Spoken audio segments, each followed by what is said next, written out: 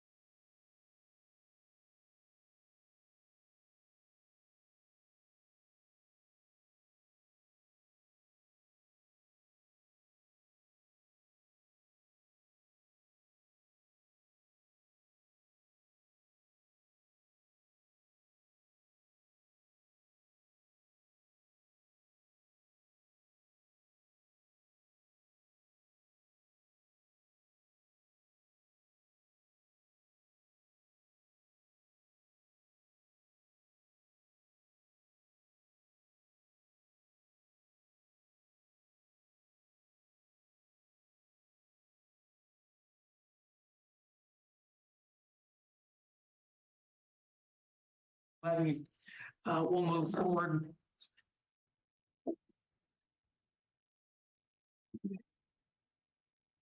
Next. And actually, we can go to the next slide. We'll just keep moving forward. So the levy that we are going to our voters with here next month in February is not a new tax. It is a replacement. In the past, it was called enrichment. We are now calling it a replacement levy. And you can see here by this graph, this replacement levy funds about 13% of our overall budget.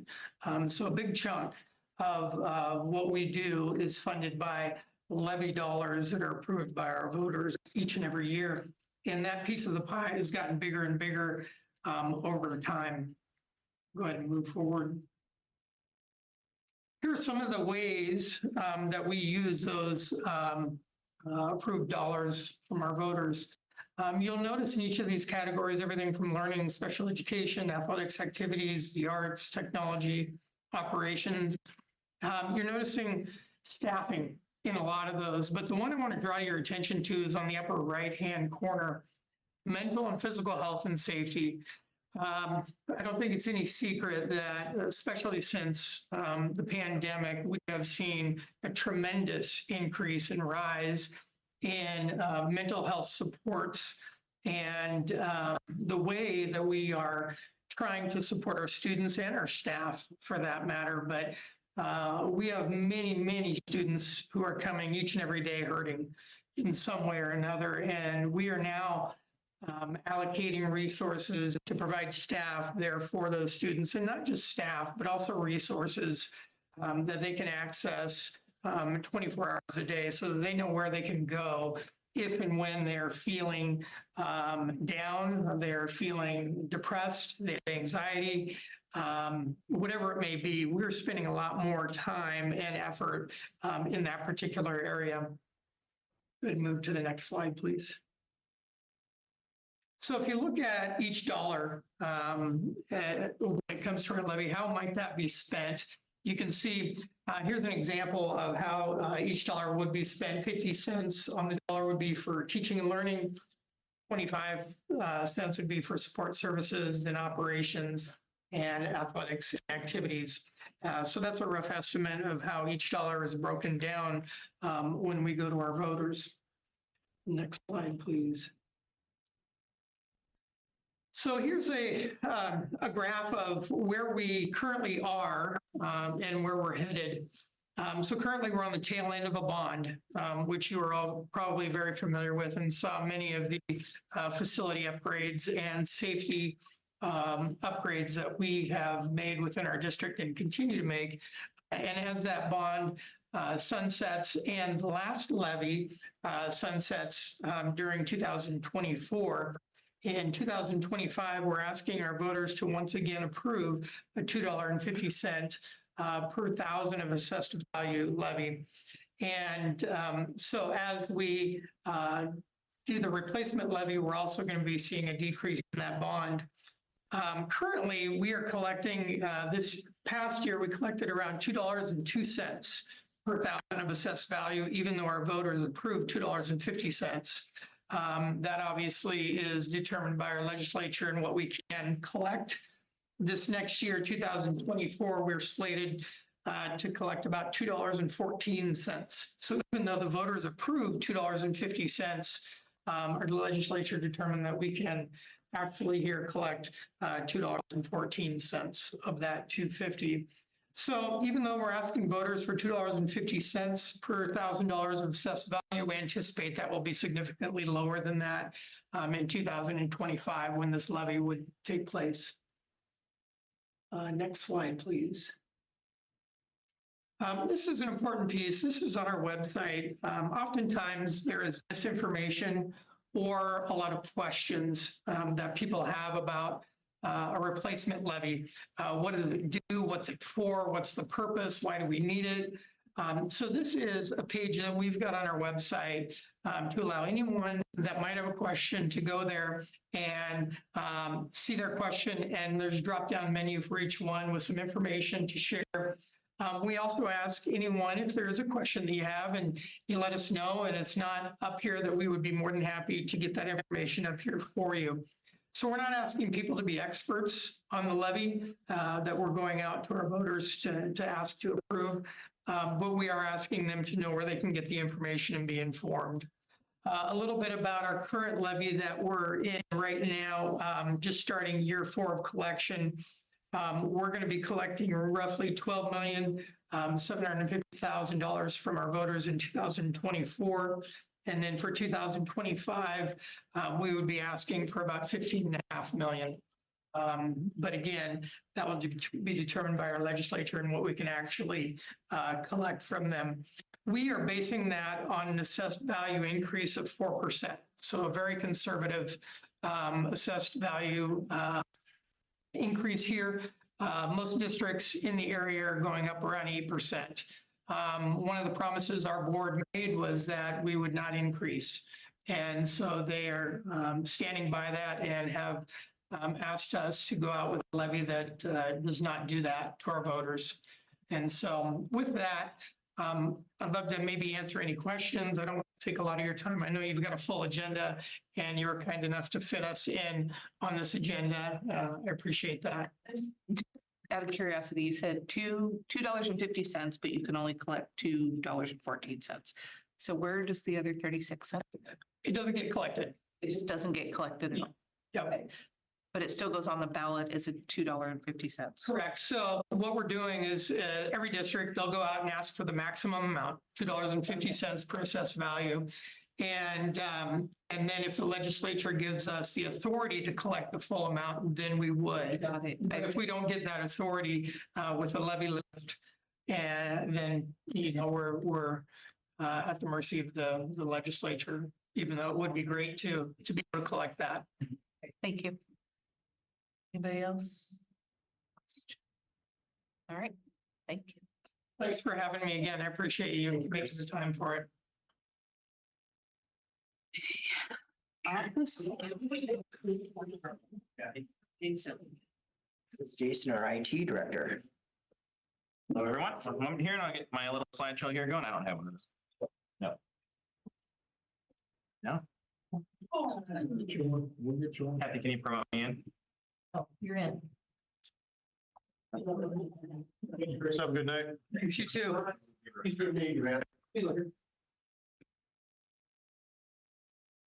So when we get that going, council, tonight, just wanted to kind of brief you here.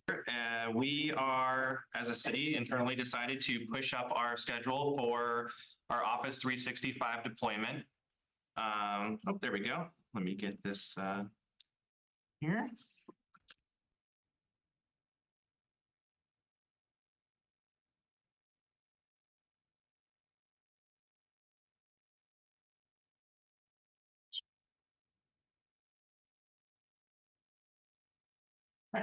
So with that, we're planning on coming to the council meeting on the 23rd to go over why we have this ask and why it's early. And today, I just wanted to kind of give you that briefing on that information ahead of time so that you guys aren't just sidelined by what the heck are we doing? Why are we here? So Office 365 is part of the Microsoft suite of tools that we all use to do business operations daily, like Office, which includes like Word, Excel, Outlook, our email, things like that. You guys all use it as well on the laptops you use from us.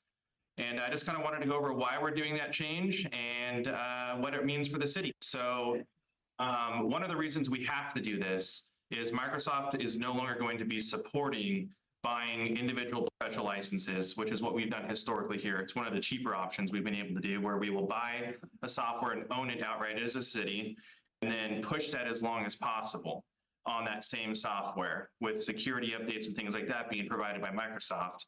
That's no longer the case. Microsoft's not allowing organizations to do that. You have to move to a subscription model, which is a monthly and yearly fee. And in 2025, they will not push out any more security updates to their past products. So if we were to continue using that product, we would be vulnerable to attack from outside actors, basically, right? So that's the why we're doing it. Why we're doing it early is because of the benefits it brings to us now. Originally, we were looking at doing it at the end of 2024. Now we're looking at doing it right now at the beginning of 2024. It's going to bring us some collaboration benefits between the management team and our internal teams working together. It's going to help us better serve the internal and external customers as well. We'll be able to interface with the public more this way. We'll have access to files we create and be able to also send us files they create in a safe way that doesn't, drop some sort of cryptoware on our internal network. It'd be out on the cloud on Microsoft servers where we're protected from that. It also is going to bring better flexibility to our police officers. They're out in their vehicles right now. We call them MCTs, but those computers that they drive around with in their cars, they're completely isolated in those vehicles right now with those computers. This will allow them to be connected, just like you guys kind of are. Like if you take our computers home, you have to enter these websites rather than have access to our internal tools. This allows you to have access to those tools remotely in a safe way that doesn't increase vulnerability to the city. Some of the other benefits here, this will move, goes. Some of the other benefits it's going to bring is more auditing options for us. So we'll be able to see kind of like how people are interacting with these files and using them, which is also goes into the security side of things. It'll make us completely license compliance. Like right now, at times, and this is normal for licensing, but like when you're in transition between hiring an employee or adding a new position, they might be using the product, but the new licenses haven't been activated yet. This will keep us in compliance all the time. It's another reason why Microsoft's pushing this, because they're buying the licenses and you're always paying for it in real time. It's also going to increase our ability to have mobility. So, support remote work better, support things like the officers better. It's going to allow us to push out pre-configured Windows installs, which without getting into the weeds means right now we have to manually do the work to set you guys up. This will allow us to push it out right to you and it's ready to go instantly. It also is going to include a new piece that we don't have right now, which is our ability to manage cell phones. Right now, we have cell phones deployed throughout the city to individuals. And whenever we need to work on those cell phones, we have to go and collect them in person, take them, work on them, hand them back. This allows us to do that through software, which will really help a lot of the extra overhead we have in the IT department. If you guys have any questions, by the way, feel free to stop me. I'll just keep going if that's okay. This here is a kind of a cost breakdown. They're not exact costs, they're approximations. We currently pay for all that software in the top, which currently comes out to be somewhere in the range of $12,000 a year. The new costs are going to be around $36,000 a year. So it is significantly more money, but that's because we've been skating by since 2016 on our old software. We don't have any of the newer features, any of the newer benefits that this is bringing in. But total, the extra cost overall is only going to be about $24,000 because we're taking those old costs and rolling them in, if that makes sense. And yeah, that's basically, I just wanted to kind of go over basically what it's going to cost us, what we're looking at doing, why we're doing it, and see if you guys have input on that, and just kind of let you know where we're headed.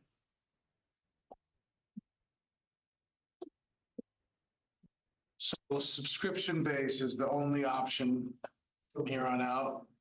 That's Microsoft's current. They finally took a note from Netflix and said, okay, they're making money, we want to make money too. Wow. I noticed you have Zoom up there for web meetings. Microsoft, I thought they had a different meeting program. Right, so they use Teams, which is why in the top there, those softwares are the ones we're eliminating and consolidating into. Okay, So we're reducing the cost of Zoom by $3,100 a year roughly. And that's where the total of 12,000 is reduced from the 36 to get us a final total of about 24,000 more a year. okay. And it's just because one of the other boards I sit on uses Microsoft Team. It becomes really tricky on bringing in public meetings, various things like that. Are we prepared for that transition? And have you guys looked at how to go about doing that properly? So our current deployment plan is to eliminate Zoom for the individual non-public meetings. So like interagency meetings and things like that. Our council and our commission meetings that are more public meetings will remain in Zoom. There's only 3 licenses required for that. And it'll still, the cost savings there is still pretty close to what that is. Those are minor costs in the overall picture. We do have a plan later in the year or maybe even next year, depending on how the migration goes, to move into a Teams more webinar side of things. But we've also heard that there's been difficulties with the webinar side of Teams. So we didn't want to bite off more than we could chew, right? So do it in phases where we can plan it out and get good testing and be everything ready so it's seamless and no one's really impacted. Thank you. So we're still going to have Zoom? Yes. So we're still going to be paying? Not the 3,100, where we'll be, it'll be a smaller amount, but yes, we'll still be paying a small portion of that to Zoom. Yeah, you had mentioned security issues.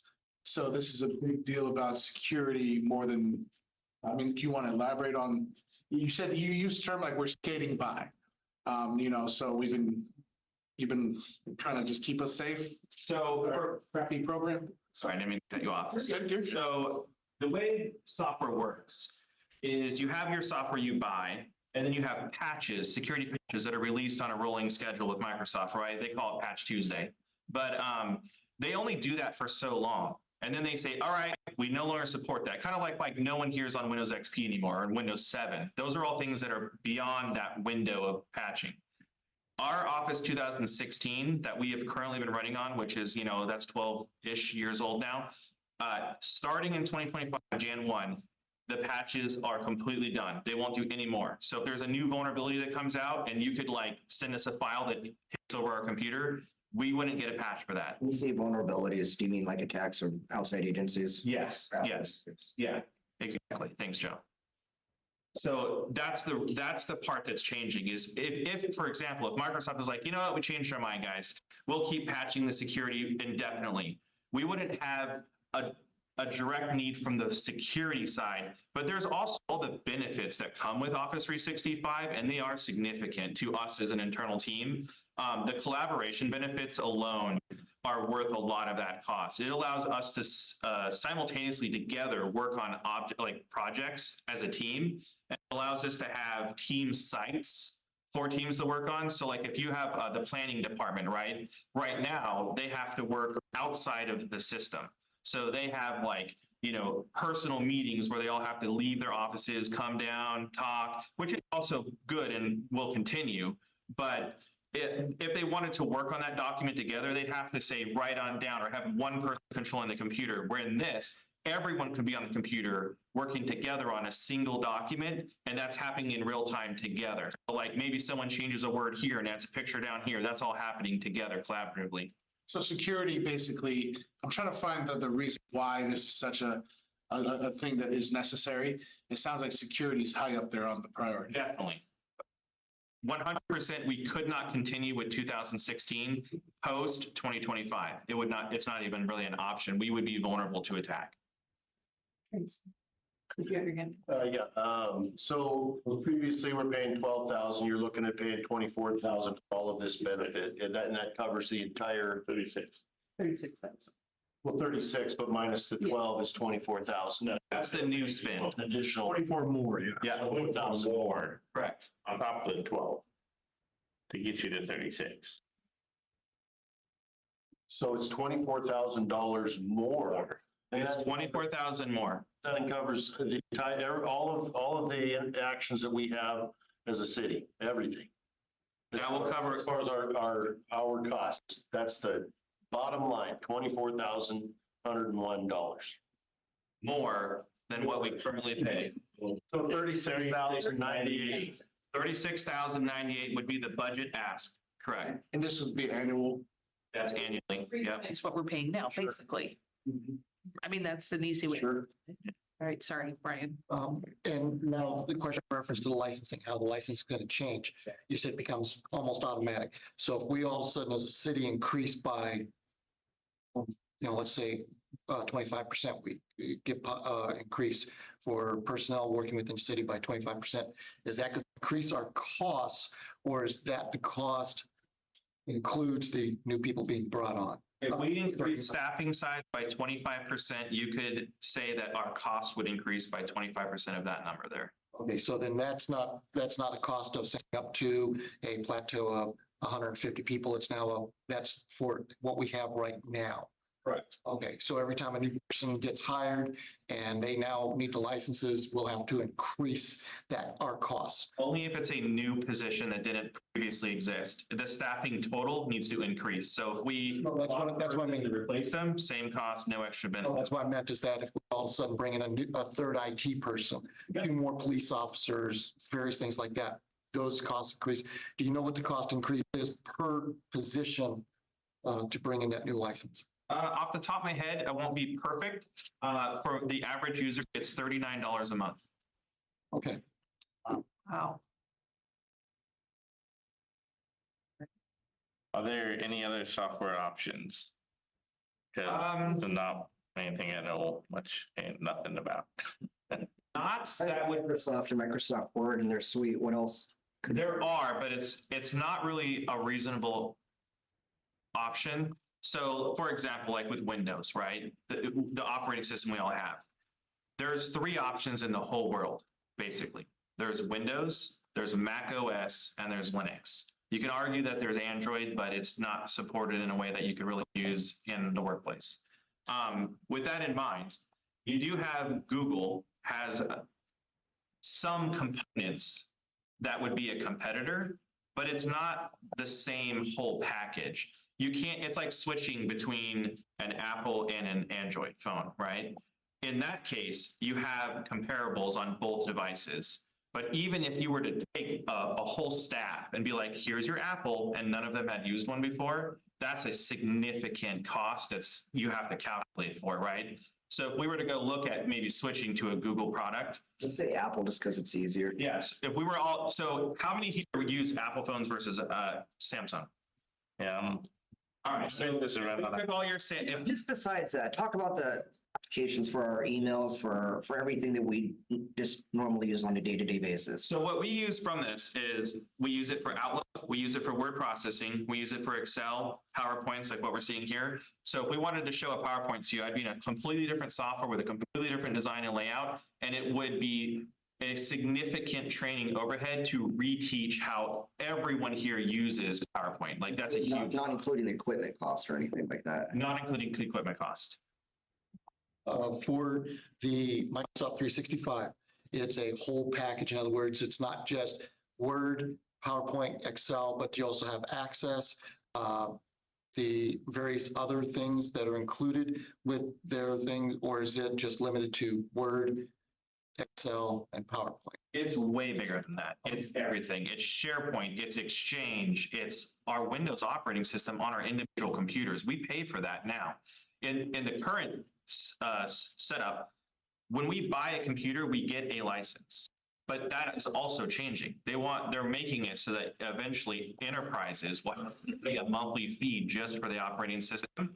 So we're just kind of moving ahead to that model now. It will include the new benefits in that model as well. So we'll be moving to Windows Enterprise versus Windows Pro, which without getting into the weeds, it has way more administrator features for us to be able to control, which we can't now. Like, for example, there's an app on computers called the Xbox game module. We can't remove that. Microsoft doesn't allow people to remove that unless you have Windows Enterprise.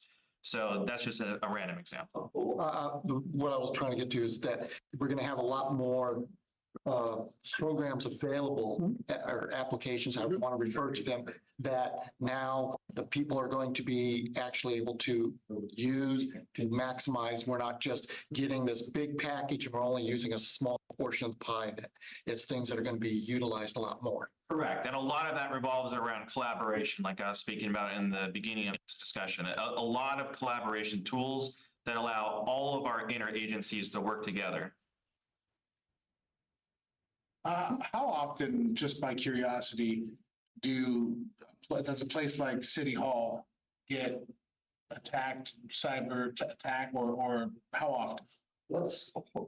Maybe we don't want to share that. Maybe you don't want to answer. Kind of information on the personnel on tax like that, we can have an executive. Yeah, I see what you're saying, because that's out public, yeah. It's not uncommon, I mean, for other cities to get hit on that stuff. I would just argue a lot. That would be my answer.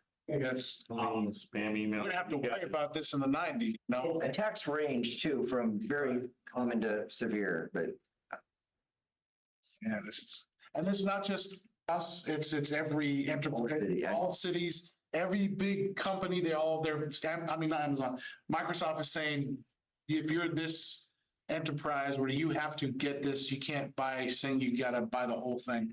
So it's not just us. All of our cities around us have, for the vast majority, because they're larger than we are, have transitioned years ago to Office 365.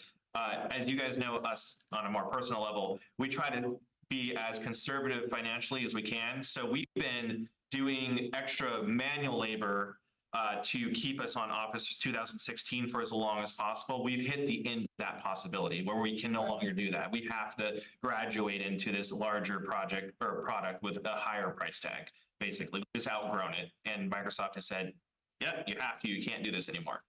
So Bottom line is pretty much this has to be done. And I mean, if we said we don't really have an option, I mean, without, like you said, are you worried that it's going to put one of you guys out of a job because everything's just push? I'm just kidding. But yeah, I mean, that's it. There's not really a choice. That's how I see it. Yeah. Personal. Anybody else? I think it's outrageous. It is outrageous, but It's outrageous. what's the solution? Well, I mean, there's got to be a solution. This just can't be. Hopefully, we don't live in a country that says, okay, now this is the deal. If you want to do business in today's world, Microsoft have to buy the short hairs here. And if you're going to do business, this is what you're going to pay. And that's kind of what it sounds like. I don't like it at all. I think there's got to be another option here. You're right. It is unfortunate, but that's the way our, society is. Oh, I get it. Monopolies, there's only three, major players in this, and really only two, Apple and, Microsoft. And we could absolutely go with Apple. It's going to cost a lot in infrastructure replacement with our computers and software and all that. And I don't know how much cheaper Apple would be compared. it would be significantly more expensive. expensive, I would think. Terry. What we have is obsolete, and this is state-of-the-art technology, and technology is progress, and we've got to do it for all the great. Technology, not programming. No, you can hear what AT&T is doing here to your phone, but anyway, yeah. I think it's a necessity. I just, again, going back to my thing of making sure that we're utilizing, the only thing I ask is that, as my consensus is, it's a necessary evil. Let's make sure we're also maximizing it as much as possible, that when it comes to web design, to putting out presentations, flyers, things like that, that we're utilizing it and maxing it out as much as possible. And that people, our staff is not utilizing other programs that are right there, a suite of programs available. That's all I ask. And if we can I know it's an ask to do, but if we can get people also trained, I know there's some free training to get them certified, but get them really understanding how to maximize it. Because I know Access, you can do a lot of things with it that will help out with presentations and reports and various other things. So that's one thing I want to make sure is that for this money that we're about to spend, we also maximize what we can do. I'm wondering if, because you mentioned that a lot of it has to do with the PowerPoint presentations and things like that. Is there any way that we can, I mean, it's just curious, can we à la carte this thing at all to where, because obviously we don't only PowerPoint presentation capacity on our laptop computers. So in the current model, I actually didn't go over it, but we have slightly a la carte this already. Microsoft 365 G3 is a lower cost license than the G5 licenses. Some of our larger cities, they do G5 licenses for their entire city. It's close to about 70% more expensive than what we currently pay for a G3. It's $39 roughly for a G3. It's about 52, I think, for a G5 per month. Some of those differences, Jason. So the reason we have any G5 licenses and the differences between them are more on the management side. So for example, Kathy will need a G5 license for her e-docs and public record stuff to be able to quickly search through all of our documents through this process and help index them and find them quickly. As well as like managing the individual computers. Again, without going into the weeds with specific details, this will allow us to like pop into a computer and install software for us without having to physically go grab that computer. So there's a lot of cost savings that you don't see in this because it's about management overhead and physical having to like walk down to a department and grab a physical device rather than just connecting to it remotely and being able to push something out to it. There's a lot of other benefits in there as well. I kind of, if I wanted to go over the exact comparison between the two, it's too significant to go over here. I wouldn't mind going over that and outside of this meeting, I think would be a good time for that if we wanted to, but there's a lot of differences between these different products. And there are even more variations you can purchase, but the components that we need to operate as a city, the minimum is the G3 license. That includes the tools that allow us to control the hardware on the computer itself and Windows Enterprise versus using Windows Pro. And there is cost associated with buying Windows Pro when you buy a computer, whereas some of that cost will be removed here, not completely, but some of it will be removed here. Oh, good. Okay. Anything else? Thank you. Thank you, everyone. Thanks, Jason. You want? Okay. Cody. Oh, sure, but it stops. Give it a try. I'll tell you. Yeah, I'm gonna try This is the EIC? Yes, Cody's gonna go over the history and then if council members wanted to discuss further, the opportunity to do that too. Yeah, sure. Okay. There's a 365, we could just do this easier. I don't know. Thanks. Well, pop up on your computers. Apple, I wouldn't even be able to do it. Okay, I'm gonna do just a brief timeline really quick. Should be able to see this now. I'm gonna make it bigger though because.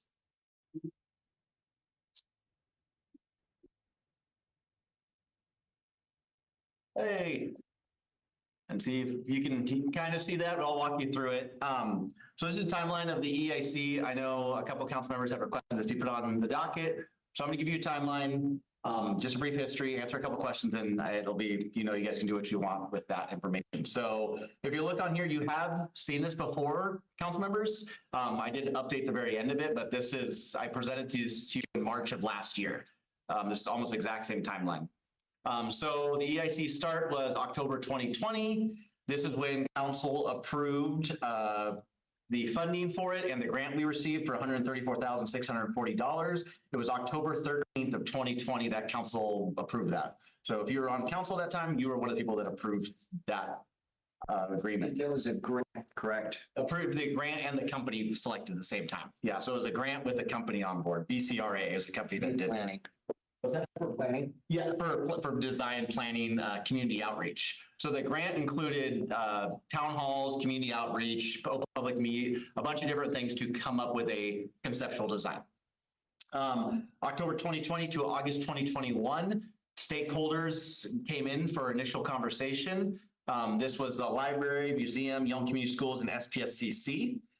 The Chamber of Commerce was added later. They weren't in that initial conversation, but those groups were in that initial conversation. This was led up by Grant Beck. At the time, I took over for the project at the end of 2021. So October 2021 was when I took over. So August 2021, Public Services was formed. That's our new group, or CDD, was changed over. And then that's when I kind of started taking over the project and getting the lead on it. So in October 2021, one of the first things I did, wanted the open houses to happen because that's what this needed to be. So the open houses were held by BCRA. And as you can see on here, 16 people attended the first open house, 34 attended online, and then over 100 responses were received by survey. Some of you, I think, attended that open house. If you remember, it was in the community center, and then there was an online portion that happened afterwards. In January 2022, Public Services was briefed on the EIC. This was because we had new council members come on board. Some of you came on board, and so you're briefed on kind of what the EIC was on January of 2022. Through January of October, it was when the conceptual design started to be formed along with stakeholders. So all those stakeholders I mentioned before were giving input along with taking those open house responses to create a conceptual design that the community wanted along with the stakeholders group. In April 2022, we had our council retreat 2 years ago now, holy smokes. And we presented this, if you remember, that late night where I was kind of giving you this information, that happened in April 2022. October 2022, the Public Service Committee was given a draft conceptual design. It showed the layout of all the floors and how they were designed based on both that stakeholder input and the community input from those survey results. In December of 2022, the cultural and archaeological survey was complete. That was sent to DAP, Tribes, and City. The reason why that was done later is we didn't think we would need to do a cultural survey because we weren't actually going to break any ground. It was just conceptual design. But with Executive Order 2021, which came in 2021, you have to do anything that could cause a ground disturbance activity in the future. You also had to do a cultural survey for. So we had to do a little bit of order there, but it was funded under the grant to do that. So a cultural survey was done. No comments from any of the tribes. January 2022, Department of Commerce offered us, sorry, this is January 2023. This is not 2022. This is my old presentation, apparently. So January 2023, Department of Commerce offers funding for construction of EIC project. That's when we kind of started getting stuff ready to bring it back to council to see if there's interest in that. January 2023, the museum was closed. Museum items removed, museum closed. That led into, because we were going forward with the design at that point.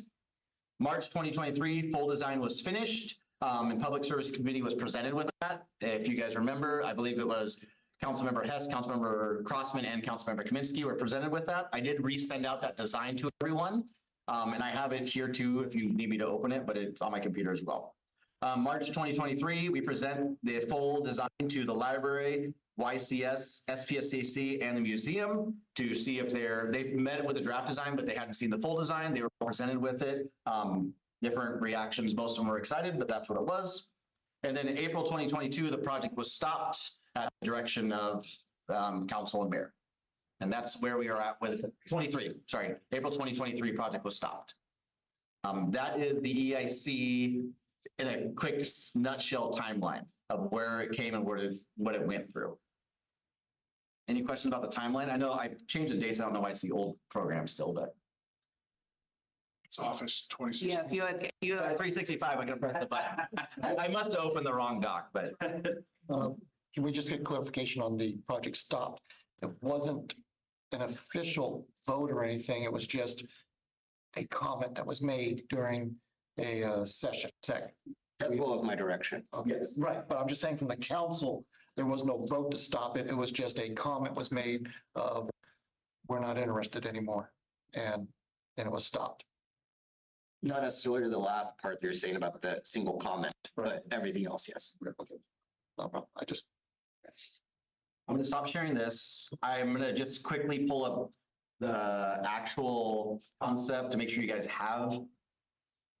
So this, everyone should have gotten this through email. If not, I can send it again. Councilmember Wood and Councilmember Palmer, you may not have this, so I can send it to you as well.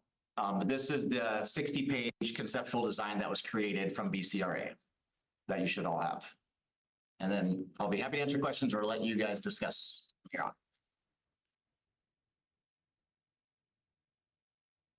Well, I appreciate it being brought up, and the reason I want it brought up is because we it had gone on to the back burner. We had no action, no official action other than the mayor saying to stop based upon the room. And there's a lot of things that if we had stayed on top of this, costs would have been a lot lower if we continued moving forward with it, in the sense that we already have a land location where we wanted to do it. We had the design, and now it just came down to getting better funding and all. And while talking and doing some research, I found out that there's lots of grants, not just some of the ones that are on the surface, but we can also go through a variety of other grants that are out there to help pay for this. I know it's a big ask funding wise, but it's also an opportunity to get a location where we can move the library, have a bigger space for the library. We can also get our museum put somewhere safe and secure with the new update. As Councilmember Kaminsky put last quarter, the idea of even moving part of the city hall there, where the city hall could maybe be on the first floor, and that way when people are going to the library or the museum or utilizing something there, that they would, the term forced to see city hall, but now they can see city hall and see what's available there. There's these things that we can do. We've already gotten up to a certain point. I just would like to see action taken on it. Are we going to go ahead and just scrap the whole thing? Because it was council that started it, council that had continued to push it through votes, but then there was council no. that started. It was last administration. Councilmember Wood, Kaminsky, and myself were on that council at the time. It wasn't led by us. We approved for the actual design, and even that part we were leery on because the proposed at the time, I think it was over $10 million. It was presented. When costs were discussed, it was a lot. At that time, the YMCA wasn't a serious, something being seriously considered at that time, project was. This was not to do with the Y, but this was at the time the council, and Councilmember Wood and Kaminsky, please jump in your own perceptions, but we approved of the design because it was grant funded, because it wasn't any taxpayer money when it was presented. We said, absolutely, if you want to go ahead and, gauge the community, you want to show us some designs, feel free. But the council at that time also did not have support moving forward as well. This council, and again, it's a new council now, but last year when it was in 2022, it appeared the council did not want to move forward with that. And yes, I said, we'll go ahead and stop. I didn't ask for a formal vote, but if you would want to ask for a formal vote to stop this and have a more vigorous discussion on that too, whether or not to, if council wants to move forward with that design and the costs associated with it, happy to do so too, depending if there's a majority of council that supports. As I recall, a huge driver of this was the SPSCC at the time really wanted to bring classrooms here for the kids at the high school, and that's since changed because now they have that in the school. But I think it's a worthwhile project. It's going to take a long time and a lot of money. And even if it's on a back burner, moving forward slowly, I think it's a valid discussion for the reasons that Brian brought up. I do remember, and I also remember it the same way you do, the money was there. It was, why not? Why not take a look at it? We had some interest at the time. Things have changed, and the interest in helping us, in helping support the project moving forward and actually bringing it to fruition wasn't necessarily huge, but though the support we did have did dry up. That's the way I remember it. But it was of no loss to the city because it was grant money to do exactly what we did with it. Which got us all that whole process mentioned. And as I say, I understand that it's that we need, I would like to have the discussion again about it, and maybe even go so far as if it's feasible to work on finding out what grants we can get. In other words, start the process, get the list of grants to be able to help pay for that.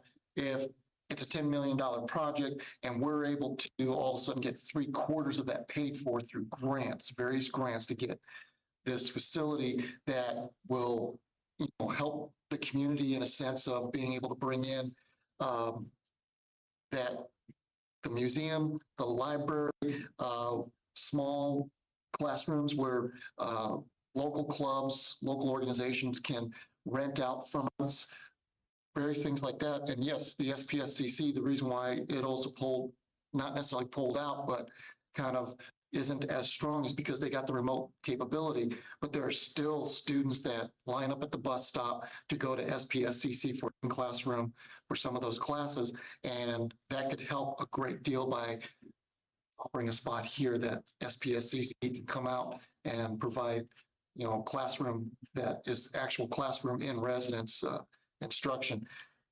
That's all, I just want to see about us doing this and getting it and looking at it. I think that you would get a lot more support from the rest of, and again, it's just my perspective, from council and myself, if there was more hard money that you're suggesting. And I get you're saying that, 2/3 can be paid by grants and all that, but I don't believe so. I think the less than half at the best would be able to get funding. But if there, and I'm hesitant to have direct staff to, search out for these grants more so, because I just don't think they're there. If I thought that there was even a chance, and I think council, if they thought that if 3/4 of it or most of it was paid for by grant funding, I think it would be a different conversation, but. So I was one of those 34 attenders. Online open house as before I was on council. Is that on video? Does he have that?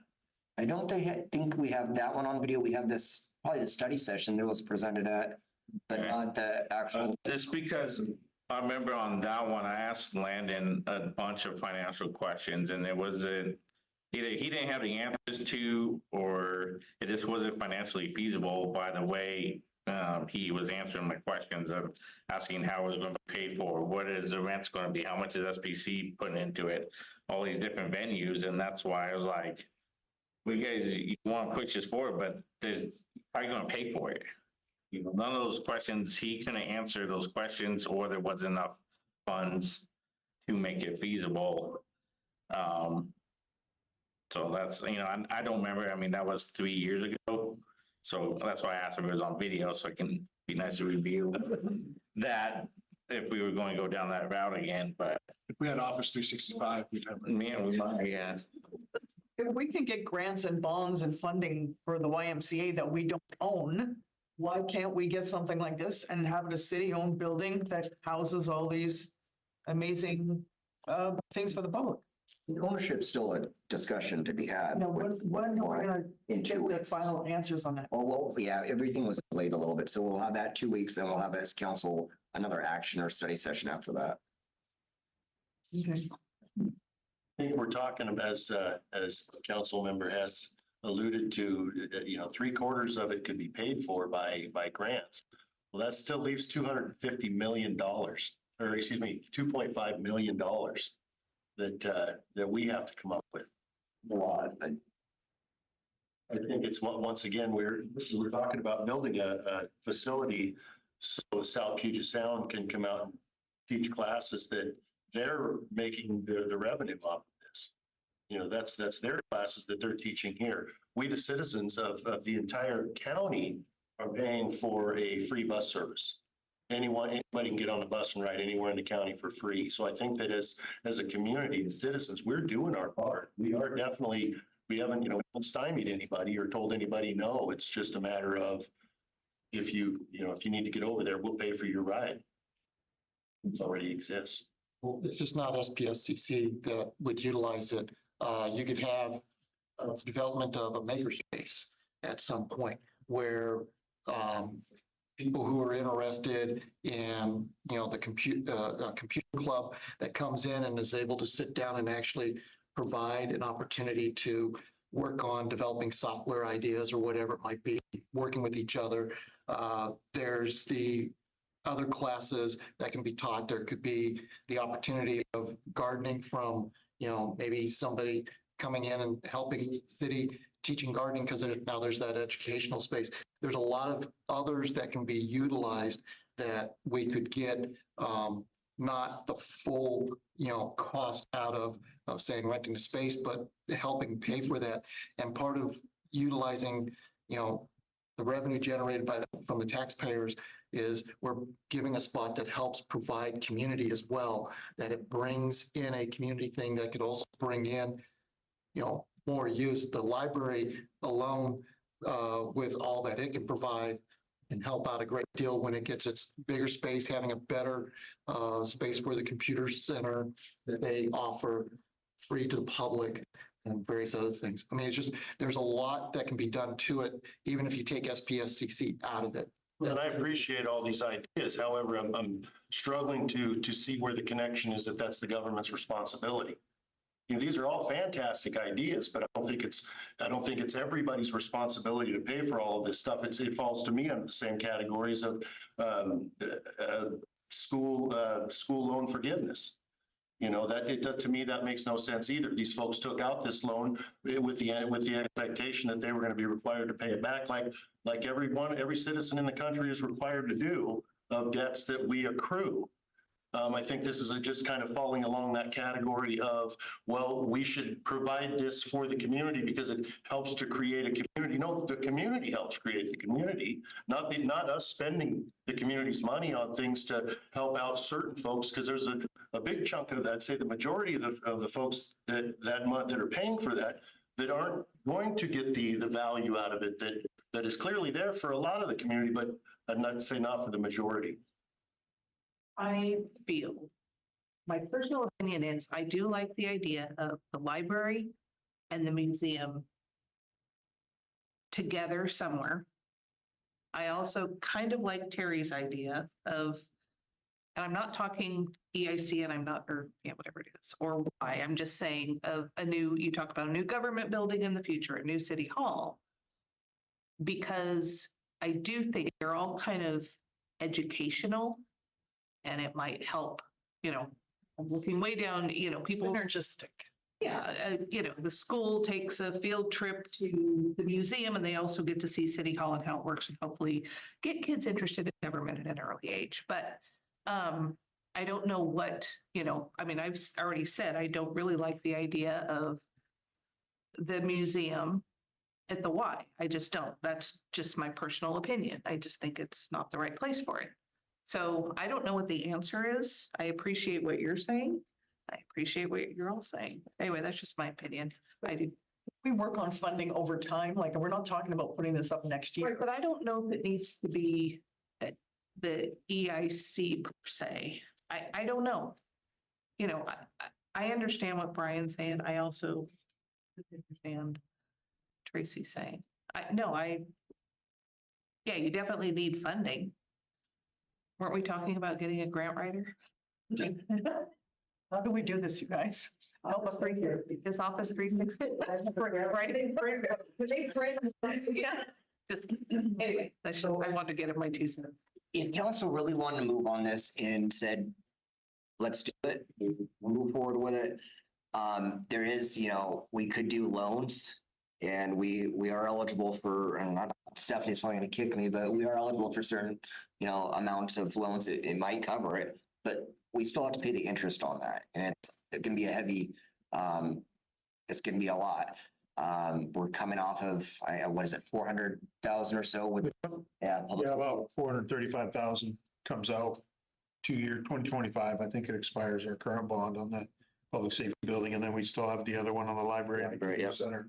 That's like 2030. I believe that expires at that point, but we definitely have bond capacity. We have very low loan to debt, I guess, currently for a city. So by doing that, by putting on 500,000, I don't know how much that's what would it be on this amount, but I'm guessing probably 500,000 to $1 million annually.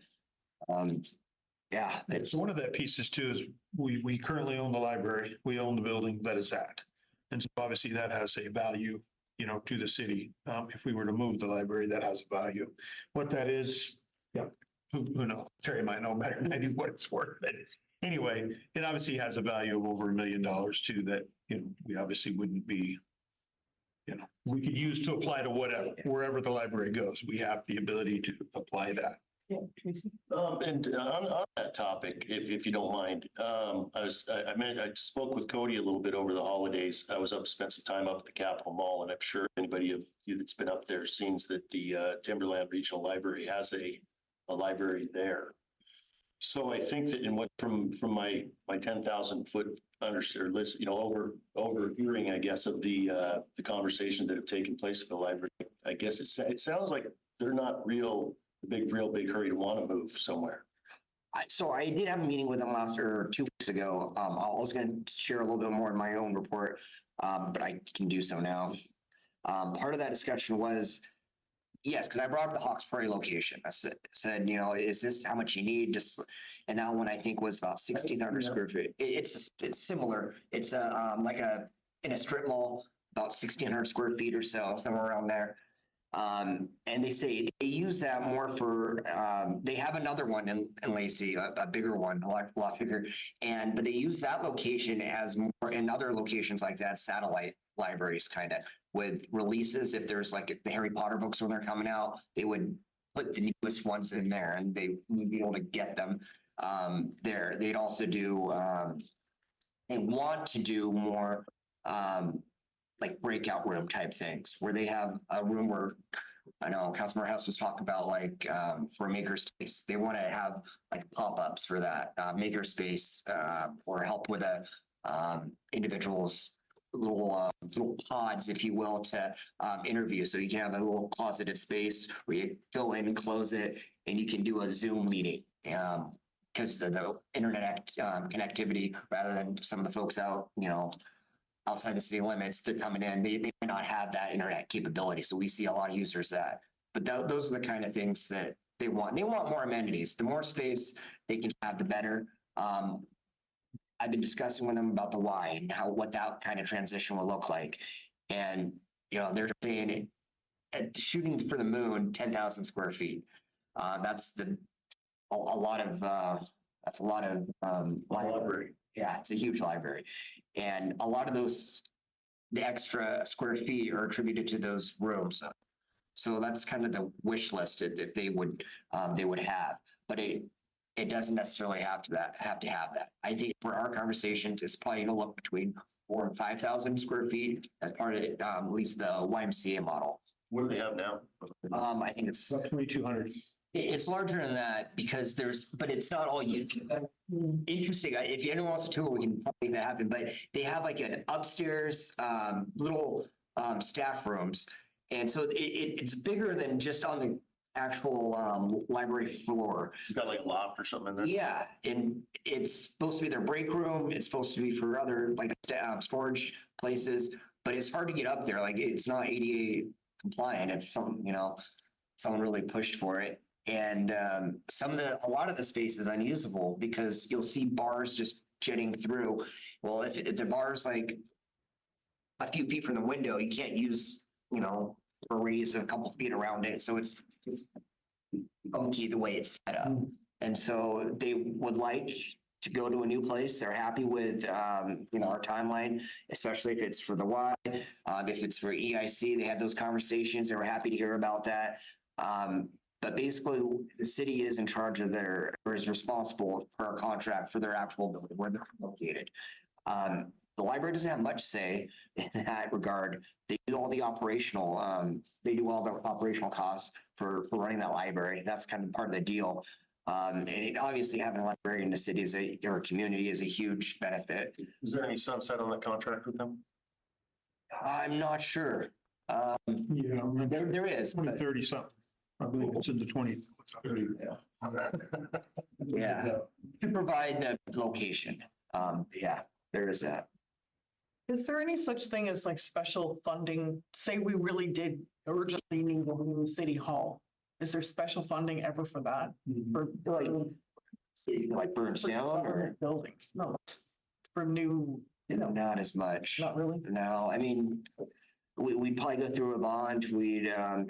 If it was a necessity and we had to have it, I mean, I'd suggest we put it up to the people, letting them vote on it. If they decide against it, I think we work within our means, doing little, portables, even if we have to, or small buyouts of small, buildings. But Because you know it's inevitable that we're going to need more space. We should look ahead now and start. Before we get So one of the things that council just approved in the last budget amendment was we moved, I believe it was 750,000 into a municipal building fund for the purpose of future, transition, whatever that may look like for city buildings. And so the council obviously has the ability to do that on a yearly basis within the budget to try to put, whether it's excess one-time money we may receive or anything like that, to build that fund up. When we did the public safety building, which was the last large building that we did, that was roughly around 4 million to do that building over there. A significant portion of that cost was the infrastructure, because they had to move all the pipes that came from I believe all the water lines under the road had to be relocated. So I want to say almost just under 2 million was just for the infrastructure. How long ago was that? That was 2008. And so that was all bond. That was all bond that paid for that building. So we could do a combination of bond and Yeah. funding that we're doing and fundraising or whatever we do, a combination of things. It just costs money. I mean, I know. that's all it is. Yeah. Well, the interest alone, though, it's a lot. That's what the big killer is, the interest rates that we have to pay for interest.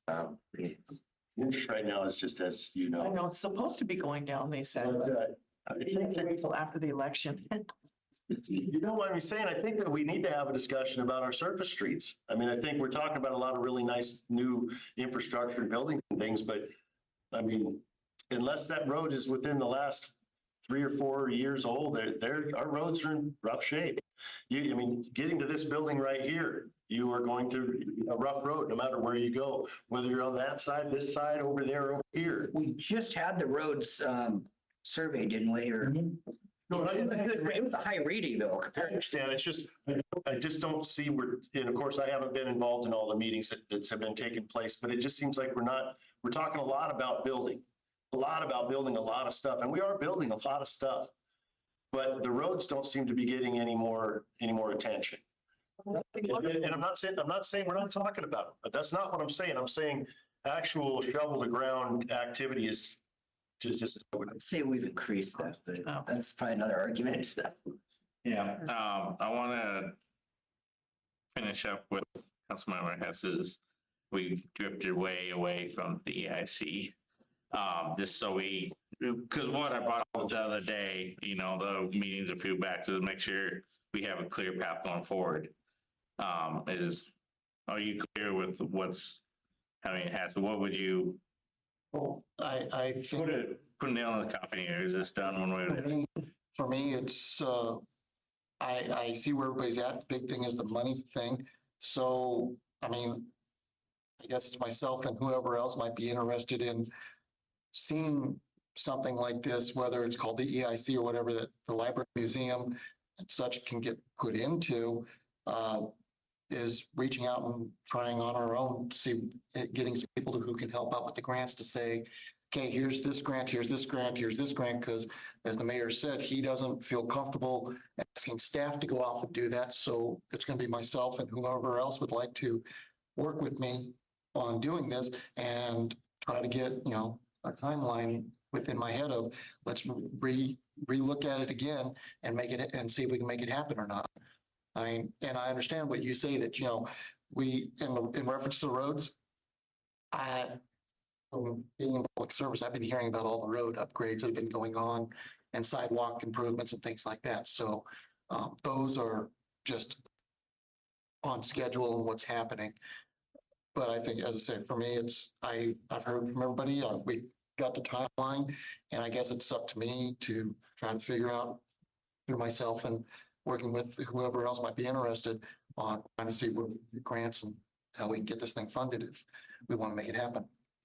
My reason for bringing up the city hall is if we know absolutely that we're going to need a new one, let's use that as the base reason why we need another building. And then collaborate with all the other things that we also need. And if we got special funding, we already have money for it, that would be great. And to look ahead, because how many years did it take to get the community center to be built and wonderful and marvelous that we all use? And that had a lot of negatory things going on about it in its day, correct? But one of the best things we Put it down twice, you still built it. yeah, I know, and it takes time. So I'm just saying, if we need a city hall, let's be proactive today and build in all the other things that we need space for.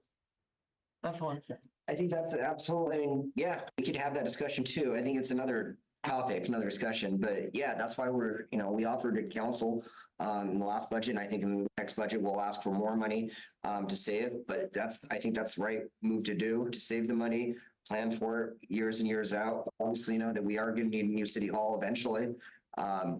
This is, we're starting even outgrowing this one here. But yeah, that's another conversation to be had. But it's the same conversation too, in a way. In a way, in building, yeah. Todd's nodding. Okay, thank you.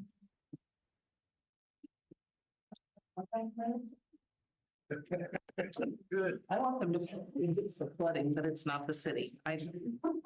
You are working on other solutions on that one. When I know, it's not the city, am I?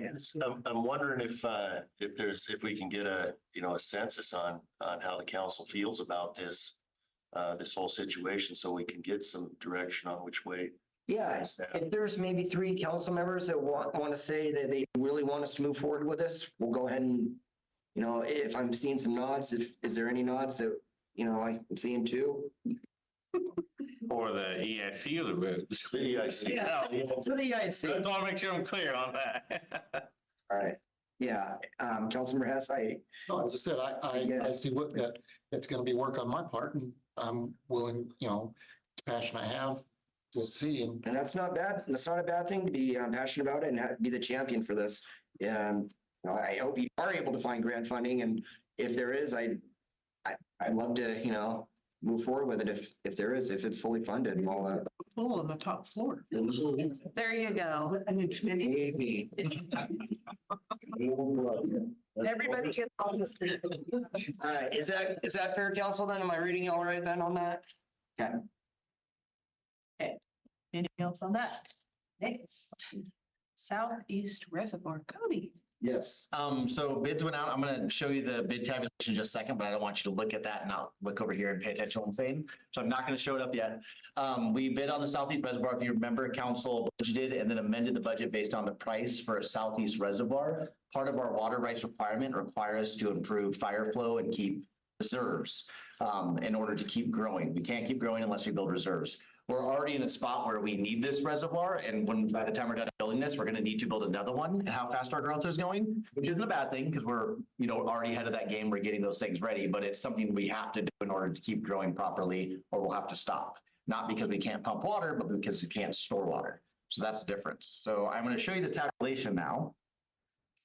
I'm afraid to look. The number's big, but it's under what we budgeted, but it's going to shock you. Okay. Oh. So that is the right amount of zeros. So, reservoirs are very, very specific. There's very few companies that can do them. We were surprised to get 3 bids. We expected maybe 2.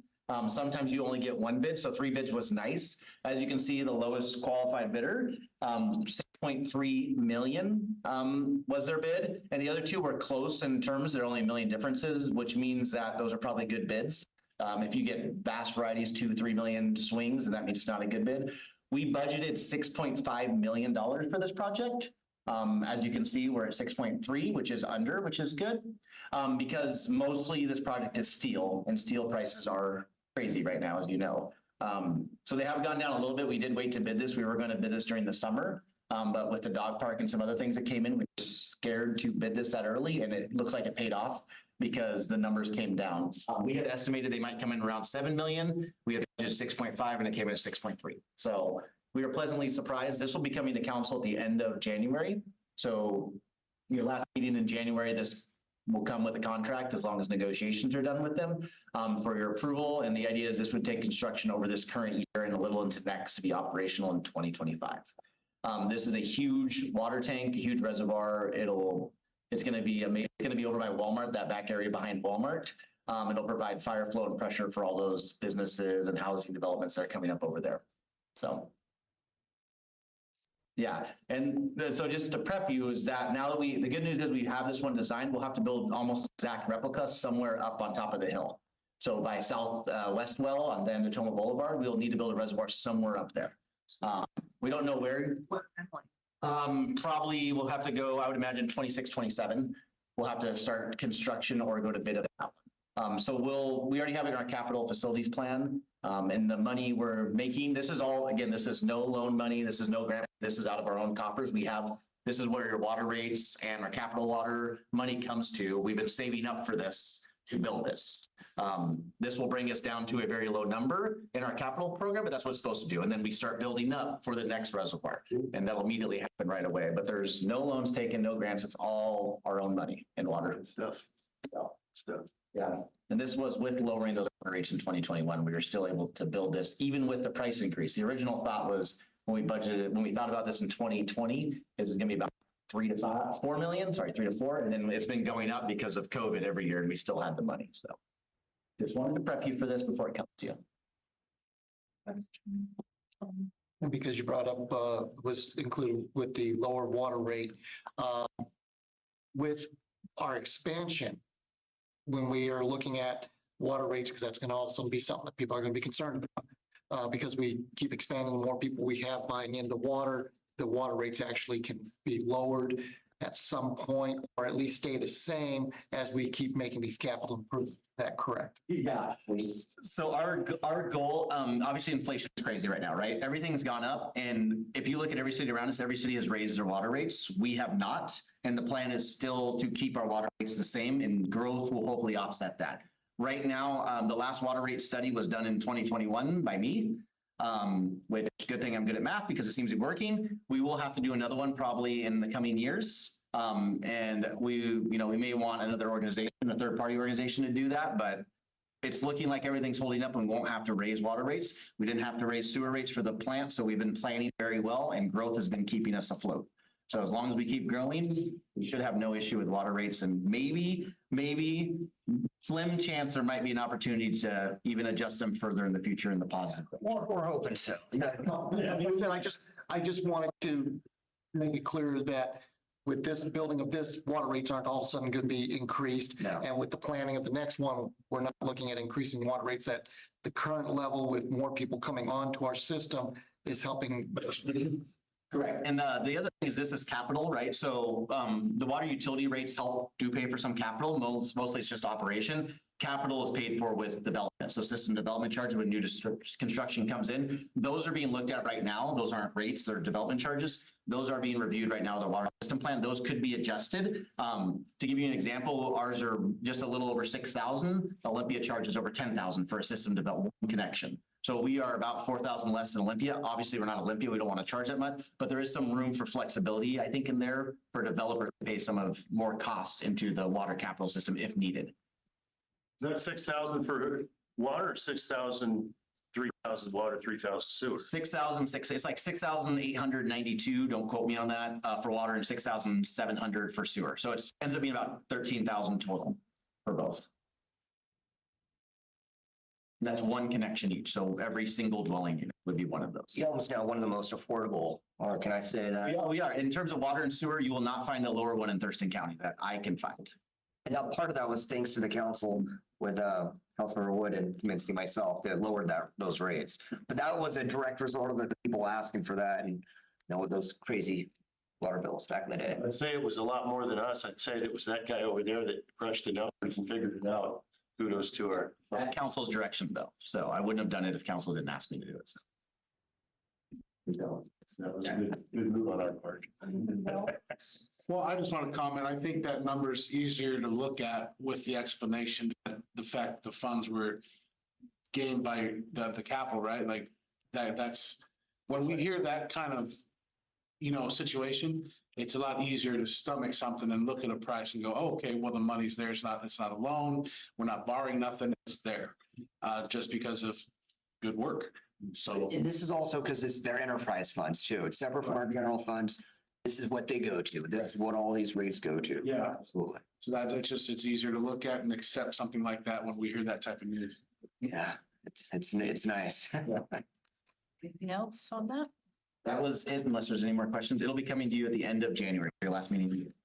Questions on the reservoir? All right. Mayor's report. I talked already about the meeting with the library. More just getting feedback from them, what they want in their building. Possible funding, avenues with them as well, for building a library. So conversation went well, they're excited. They're waiting to hear more. The other thing that I wanted, two other things. One was regarding the council retreat.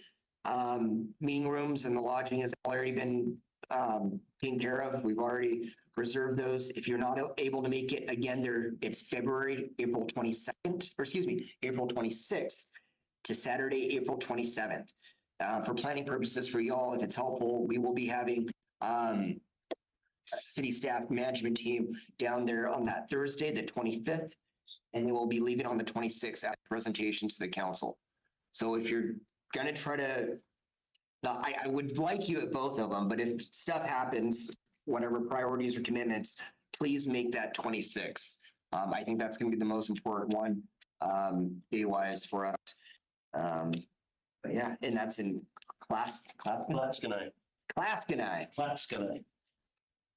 What you said, Oregon. It's where by Cape Carson's from. So yeah, let us know if you can't make it, but that's where the plan is. Regarding boards and commission appointments, and some have been kind of briefed on this one-on-one already, but we discussed with our city attorney or legal on the process, and he's recommending that council make a motion next meeting to resume discussion on the appointments for mayoral appointments. Upon a majority vote to resume discussion, council should discuss and vote to either to confirm or not confirm on those. And then at the February study session, which we'll have Brett there to help council and myself take further action. We'll go ahead and take action in that first meeting in February, depending on that meeting in that study session, how that conversation works out. If there is a new process adopted, that process will be followed will be followed to fill any of the vacant positions. Any questions on that?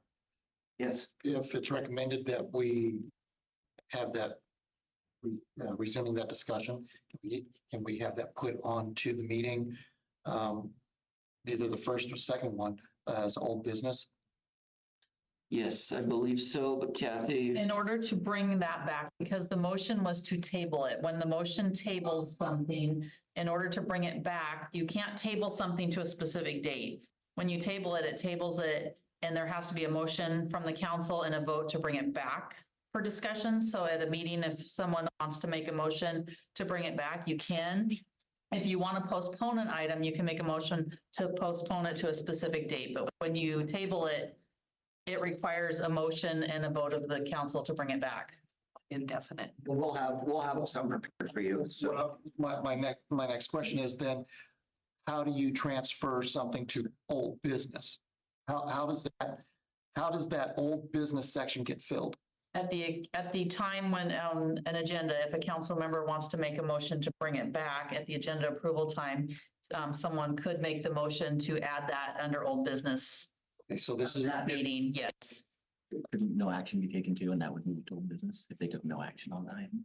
I'm just wondering like so old business is only brought up if right before we approve the agenda, somebody makes a motion and says, hey, this was brought up, when we can discuss again. See, that's where I get a little lost. It's old business. There are some things that, we discuss, we work through, but it never kind of travels through. That's why.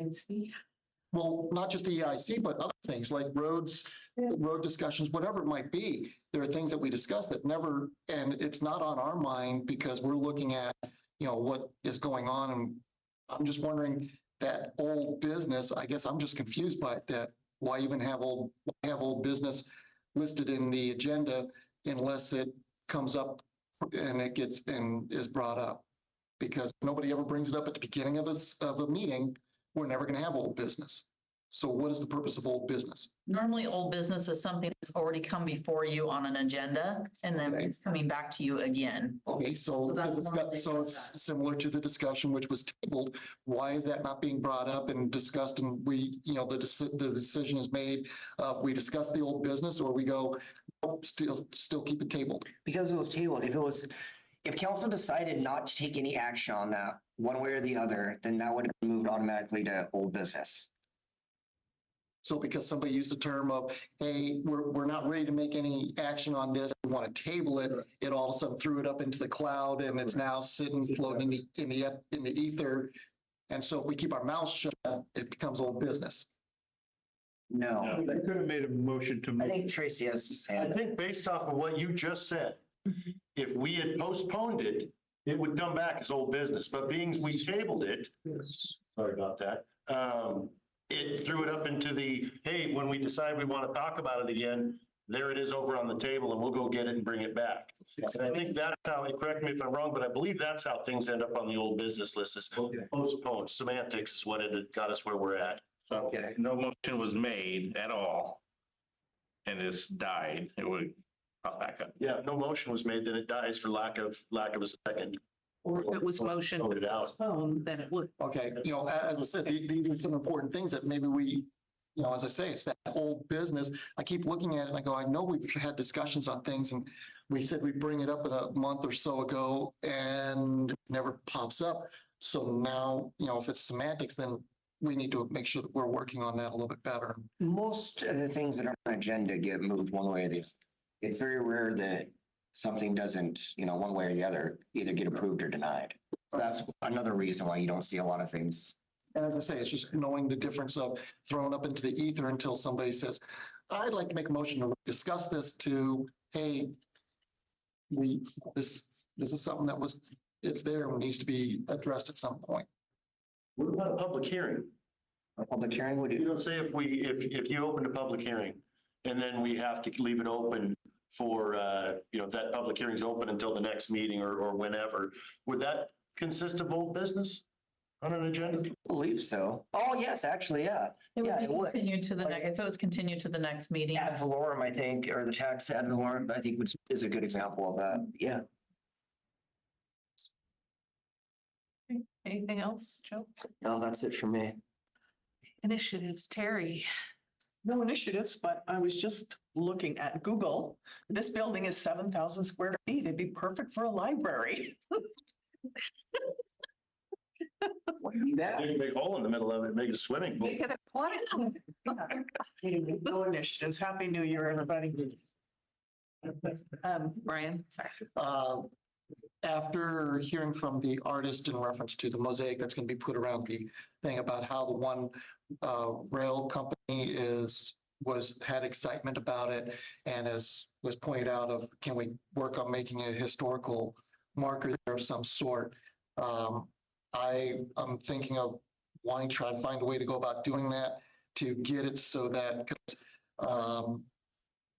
as the artist put it, there are people out there that are really interested in the history of trains. There's model trains, variety of different things. So the fact that we could find a way to not only get a marker there, but maybe some other things that really show the history of that, and kind of also incorporates the mural that says Gateway to Rainier. This is the stop that was made by two very famous people who made Mount Rainier into an national forest that it is, and the national park that it is.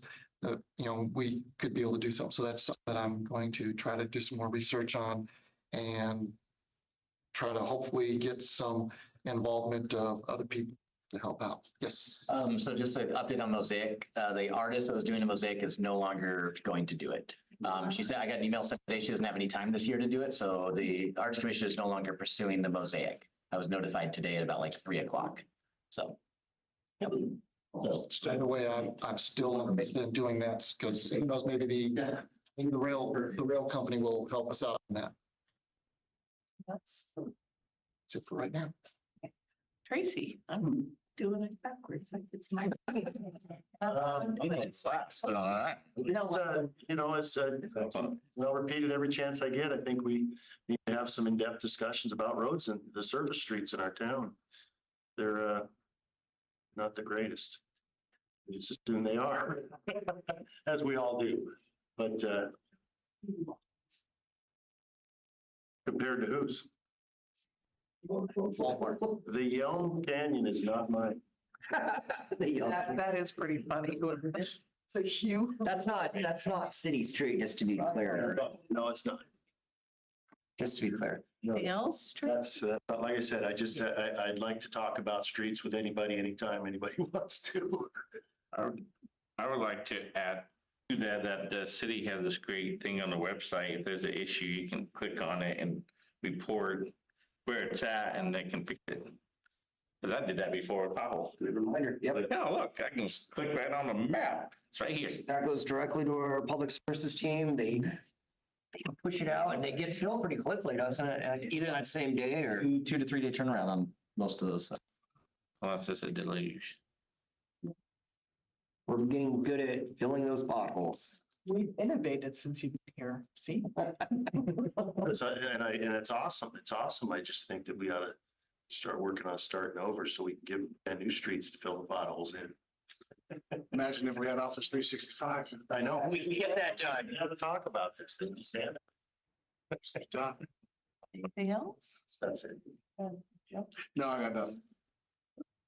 A few questions.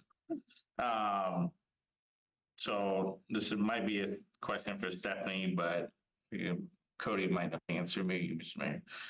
In regards to being a tree city, because I do much reading and you know what, I'll sleep at night. Just call yourself a treaty? No, being the tree city. With tree city. Yeah, but I thought you said after being a tree city and being a treaty. Does a city receive any kind of monetary benefit for being tree city? Or, and then the reverse, does it cost the city any money to having that designation? Cody, do you know off the top of your head? We don't receive monetary besides recognition, and part of the Arbor Foundation. It doesn't cost us anything. We don't have to pay, but we do have to do some things we have to, keep a certain amount of trees in the city. We have to hold an Arbor Day celebration in conjunction with another city. So there are costs, but not like a direct payment to somebody for those. Yeah, that's what I was wondering. I didn't think there was, but I just want to make sure. I don't want to assume. And then this, for seeking clarity, so I'm not getting confused, Mr. Mayor, this is for you. I just want to be clear on things. In regards to the YMCA, what action are you expecting of council? Because I have my assumptions, but I don't want to be, I shouldn't be assuming. I want to, what are you expecting for us to vote on, to see, to do whatever? What kind of action? First, with the next meeting, it would be more of a presentation. And that from Kyle and the YMCA, some of you have already seen those renderings, discussion on that. Questions that council has regarding ownership, regarding feasibility of having a museum in there due to, like the pool, stuff like that. So that's the first meeting, which will be in 3 weeks, not 2 weeks, our second city council meeting of January.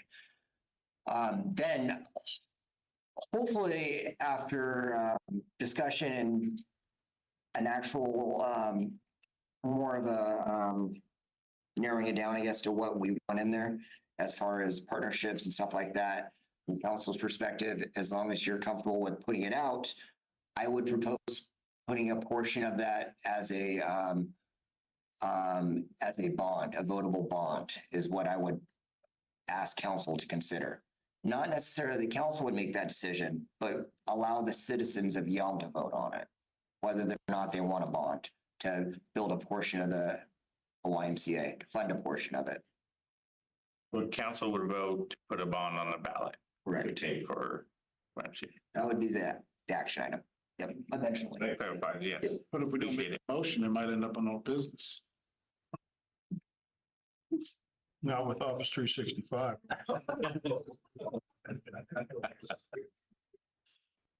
And then, finally, yeah, this, since you brought the council retreat, April 26th, 27th, the expo is 27th, 28th, the Yelm Expo, which is the same weekend every year. The home show is now called the Yelm Expo. So I won't be there on the 27th, but I will be there on the 26th. Since I am part of that. And I would go. That's the big car show. Did you know that? That's yeah, wow. You did, yeah. I gotta check my calendar. Yeah, okay. Mr. Chamber Guy? Anything else? Oh, no, that's it. The only thing I have, I'm just gonna throw this out. I don't know if Lynn is listening because she might know, but I have a friend who runs it's a nonprofit and I can't think of the exact name, but it's called Rods and Reels, something like that. Basically what he does in Thurston County is he collects fishing rods and reels and all sorts of fishing things. And then they go out, not just him, but they go out and they give it to kids. They set up it like maybe the Lacey Fun Fair or whatever. It's very simple, but it's just, they try to keep the youth involved or want them to get involved in something that maybe can't afford it. So I was talking with him and just thinking it might possibly be something that could tie into some event at some time in Yelm. It wouldn't be of any cost to Yelm. Most of their giveaways, I know they go to Oregon sometimes, like Northern Oregon. Thurston County, they go up north, but I said, have you ever been out to Yelm? He goes, oh, we haven't. I said, well, so anyway, I just want to throw it out there. Will you send me his contact info? I will do that. And that was all I got. So, anything else? We're done. All right.